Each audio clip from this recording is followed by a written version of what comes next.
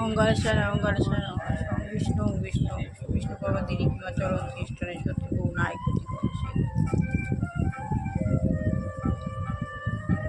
আমি আত্মা শান্ত মাঝখানে অবস্থিত সত্যযুগে দেবতা ছিলাম ত্রেতা দিয়ে মানে তারপর নিজে নেমে স্টার্ট করেছে সঙ্গে শ্রেষ্ঠ কর্মের জন্য হ্যান্ড ওয়েভ হে স্নেক ওয়ে পার হে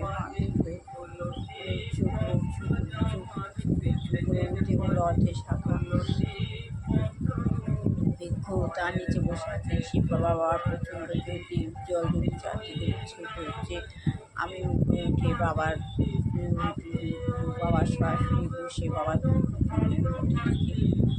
দিয়ে আমি আমার মধ্যে দিয়ে আমি আমার মধ্যে পাওয়ার করতেছি কোন কীভাবে রিচার্জ করতে হয়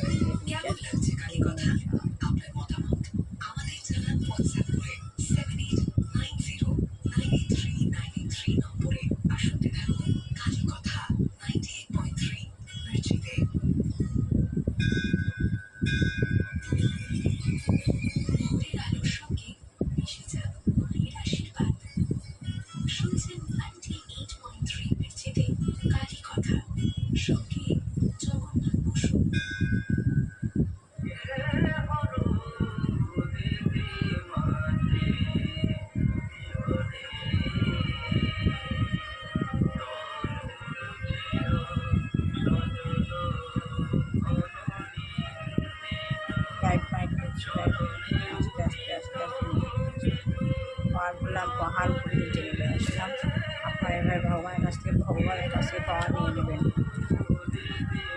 শিবগুরুদেব গুরু শিবগুরু শিবগুরু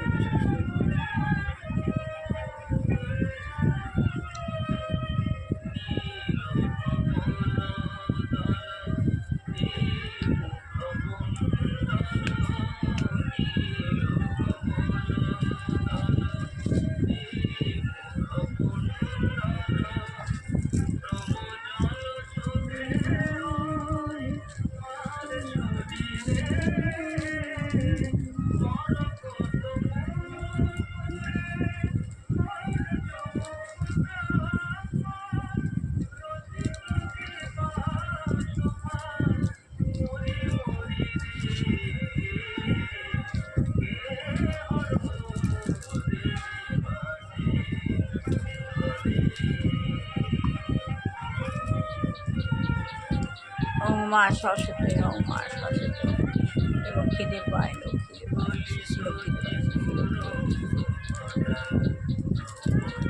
ওম নারায়ণ ওম নারায়ণ ওম নারায়ণ গীতা গীতা গীতা আমার অন্তর্নিহিত দেবতা শিব এটা আমার শিবরূপে আমার কাছে এসেছেন এটা প্রাকৃত শিব এটা অপ্রাকৃত শিব সব গুরু শিব গুরু সাই বাবা সাই বাবা সাই বাবা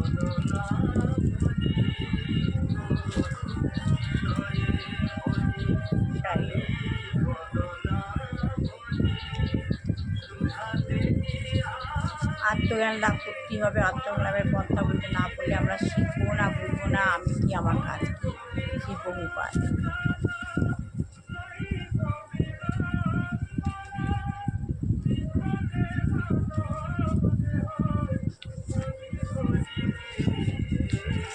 কি অবস্থা হয়ে গেল বইটা ছিঁড়ে একাকার কাণ্ড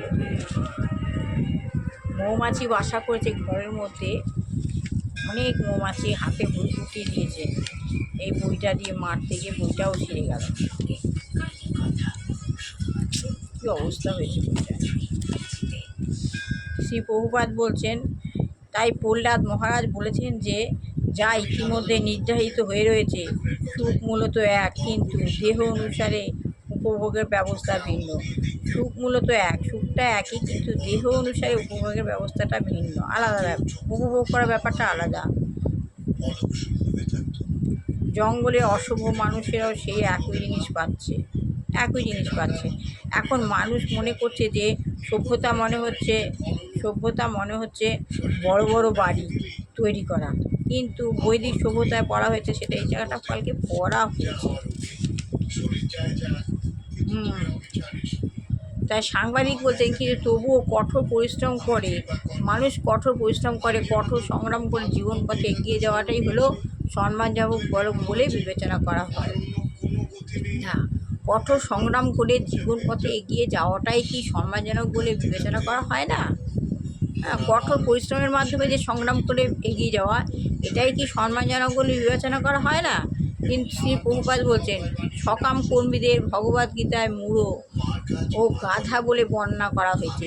সকাম কর্মী যারা, সকাম কর্মীদের ভগবদ্গীতায় মূর্খ আর গাধা বলে বর্ণনা করা হয়েছে। তাদের কেন গাধার সঙ্গে তুলনা করা হয়েছে? তাদের কেন গাধার সঙ্গে তুলনা করা হয়েছে? কেননা গাধা বোঝা বহন করে প্রচুর পরিশ্রম করে। কেননা গাধা বোঝা বহন করে প্রচুর পরিশ্রম করে, সেই জন্য মালিকটাকে একটু ঘাস খেতে দেয়, সেই জন্য মালিকটাকে একটু ঘাস খেতে দেয়। সে ধোপার বাড়ির দোরগোড়ার দাঁড়িয়ে ঘাস খায়, আর ধোপা তার পিঠে মাল বোঝায় করে, তার বিচার করার ক্ষমতা নেই। বোঝার মাল বয় মালিকের বোঝা বয়, আর মালিকের বাড়ির পাশে যে ঘাস মালিক যা খেতে দেয় তাই খায়, তার বিচার করার ক্ষমতা নেই। আমি যদি ধোপার বাড়ি থেকে চলে যাই তাহলে যে কোনো জায়গায় আমি ঘাস খেতে পারি। ধোপার বাড়িতে থাকে, ধোপা মাল বয় আর ধোপার বাড়ির ঘাস খায়। সে বোঝে না যে আমি যদি ধোপার বাড়ি থেকে চলে যাই তাহলে অন্য কোথাও ঘাস পাই, যে ধোপার কাছে ঘাস আছে তার বোঝার সেই ক্ষমতাটা নেই। আমি কেন এই বোঝা বহন করছি, আমি কেন এই বোঝা বহন করছি? সাংবাদিক এই বর্ণনাটি আমাকে কয়েকজন লোকের কথা মনে করিয়ে দিচ্ছে। সাংবাদিক বলছে এই বর্ণনাটি আমাকে কয়েকজন লোকের কথা মনে করিয়ে দিচ্ছে। শ্রী প্রভুপাদ বলছেন সকাম কর্মীদের সেরকম, সকাম কর্মীদের ঠিক সেরকমই। অফিসে নানা কাজে তারা ব্যস্ত, আর আপনি যদি তাদের সঙ্গে দেখা করতে যান তাহলে তারা বলবে আমি অত্যন্ত ব্যস্ত। কিন্তু এত ব্যস্ত হওয়ার পরিমাণটা কি? তাহলে এত ব্যস্ততা হওয়ার পরিমাণটা কি? দুটি করে পাউরুটি টোস্ট আর এক কাপ চা, দুটি করে পাউরুটি টোস্ট এক কাপ করে চা, আর সেই জন্য এত ব্যস্ততা, সেই জন্য এত ব্যস্ততা? তাই যেন হয়, তাই যেন হয়। সে জানে না কেন এত ব্যস্ত, সে জানে না কেন এত ব্যস্ত, আর এক কাপ চা, আর সেই জন্যই এত ব্যস্ততা। হিসেবের খাতায় সে দেখতে পায় যে পূর্বে উদ্ধৃত ছিল 1 কোটি টাকা, এখন সেটা বেড়ে 2 কোটি টাকা হয়েছে। সেটা দেখেই সে সন্তুষ্ট। খাতার মধ্যে রয়েছে পূর্বে ছিল 1 কোটি টাকা, পরে হয়েছে 2 কোটি টাকা, সেটা দেখেই সে সন্তুষ্ট। কিন্তু সে খায় কেবল 2 টুকরো টোস্ট আর 1 কাপ চা, সে খায় শুধু 2 টুকরো টোস্ট 1 কাপ চা, আর সেই জন্যই সে এত কঠোর পরিশ্রম করছে, এটি হচ্ছে কর্মীর অবস্থা, এটা হচ্ছে কর্মীর অবস্থা। তারা গাধার মতো উদ্দেশ্যবিহীনভাবে কর্ম করে। আজ এইটুকুনি বললাম। ভালো লাগলে লাইক শেয়ার কমেন্ট অবশ্যই করবেন। সবার ভালো হোক, কল্যাণ হোক, মঙ্গল হোক। দুষ্টু বাচ্চা মানুষের মতো মানুষ হোক, বিবাহ ছেলে বিবাহ হোক, চাকরি করছে চাকরি হোক, যে গিয়ে দুরাচারী গৃহী রয়েছেন। এটা হলো অনুকূল ঠাকুর, আমার বৌমার গুরু। যে গিয়ে দুরাচারী গৃহী রয়েছে, ভগবান যেন তাকে সরিয়ে নেয়, না হয় চেতনা দিক।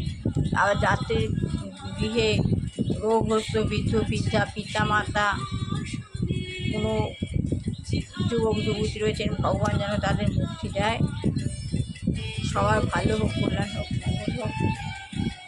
শত্রু দমন করো, সংকট মোচন করো, রোগ মুক্ত রেখো। আমার ছেলে বৌমাকেও ভালো রেখো, কল্যাণ করো, মঙ্গল করো, ওদের রোগ মুক্ত রেখো, সকল কাজে উন্নতি দিও, খারাপ প্রকৃতি থেকে দূরে রেখো, শত্রু দমন করো সকল। এই বলে আমি আর শেষ করলাম।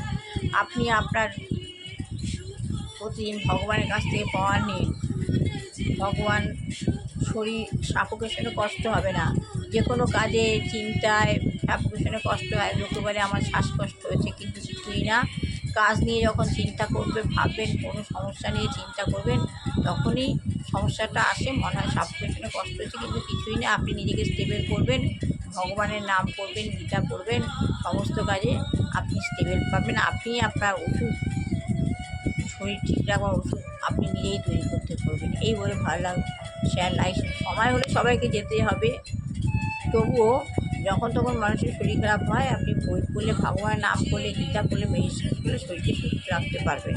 সময় হলে তো কেউ কাউকে রাখতেই পারে না, সময় হলে চলে যেতেই হয়। এত মৌমাছির বাসাটা কেটেছি তো, সমানে মৌমাছিগুলো ঘুরছে। এই বলে শেষ করলাম। লাইক শেয়ার কমেন্ট অবশ্যই করবেন।